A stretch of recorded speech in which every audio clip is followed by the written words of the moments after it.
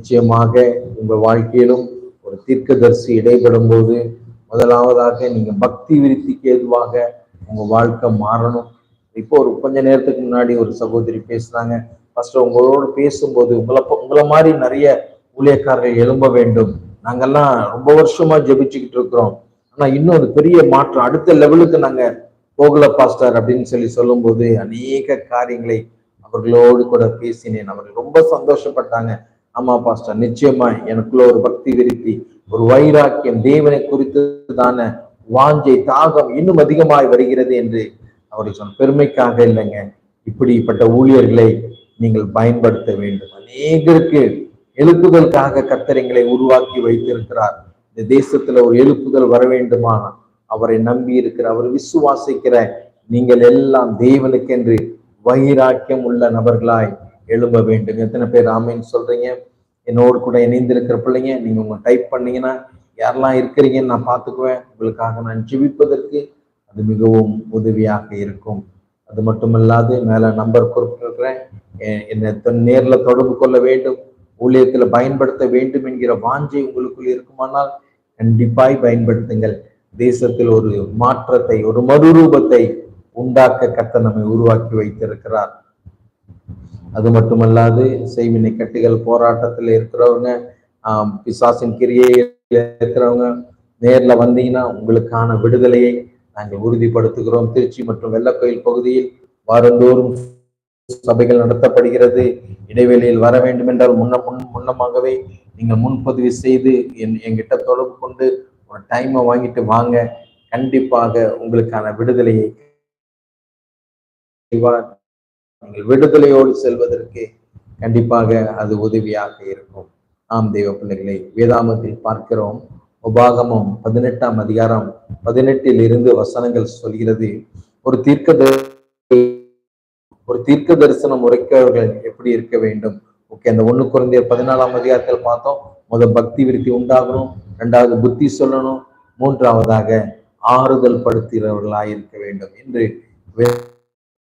எத்தனையோ ஜனங்கள் மனதில் சமாதானம் இல்லாமல், ஆறுதல் இல்லாமல், கண்ணீரோடு அலைந்து கொண்டிருக்கிற ஜனங்களை ஆறுதல் படுத்துகிறவர்களாய் வேதம் சொல்லுகிறது. என்னிடத்தில் வருகிறவர்கள் நான் புறம்பே தள்ளுவதில்லை, வருத்தப்பட்டு பாரம் சுமப்பவர்கள் நீங்கள் எல்லாரும் என்னிடத்தில் வாருங்கள், நான் உங்களுக்கு இளைப்பாறுதல் தருவேன். வேதனையோடு கண்ணீரோடு ஒருவேளை இதை கேட்டுக்கொண்டிருக்கிற தேவ பிள்ளையை வாழ்க்கையில தேவன் சமாதானத்தை அருள் செய்வான். நிச்சயமாய் உங்களை மீண்டுமாய் கட்டுவிப்பேன் என்று வாக்கு பண்ணுகிறார். உங்க சூழ்நிலைகளை மாற்றுவேன் என்று கர்த்தர் வாக்கு பண்ணுகிறார். நம்புறீங்களா? விசுவாசிக்கிறீங்களா? விசுவாசிக்கிறவங்க ஒரு ஆமேன் சொல்லலாமே. அருமையான சூழ்நிலை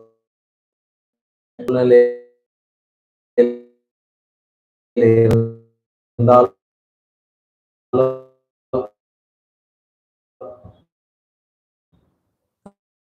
கர்த்தர் அந்த சூழ்நிலையை மாற்றுவேன் என்று வாக்கு பண்ணுகிறார். சமாதானமா இருக்க, ஒரு சந்தோஷமா இருக்க, வாழ்க்கையில இழந்தவைகளை மீண்டுமாய் பெற்றுக்கொள்ள கர்த்தர் உங்களுக்கு உதவி செய்வேன் என்று வாக்கு பண்ணுகிறார்.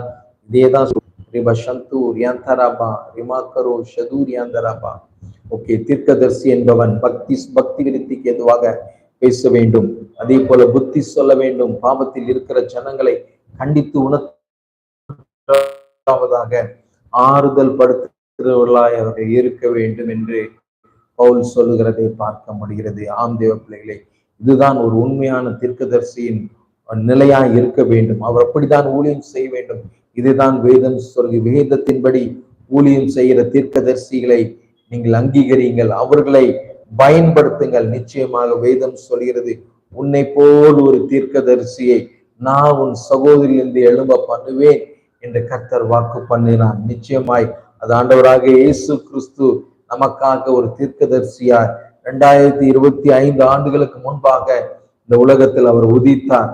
ஆனால் அதற்கப்புறம் அவர் சபைகளை பக்தி விருத்திக்கு ஏதுவாக நடத்த வேண்டும், சபையை பலப்படுத்த வேண்டும் என்று 5 வகையான ஊழியங்களை உண்டாக்கினார். அதில் தீர்க்க தரிசன ஊழியம், ஒரு தீர்க்கதரிசி ஊழியம் ஒரு பிரதான ஊழியமாய் கர்த்தர் முன்குறித்து வைத்திருந்தார்.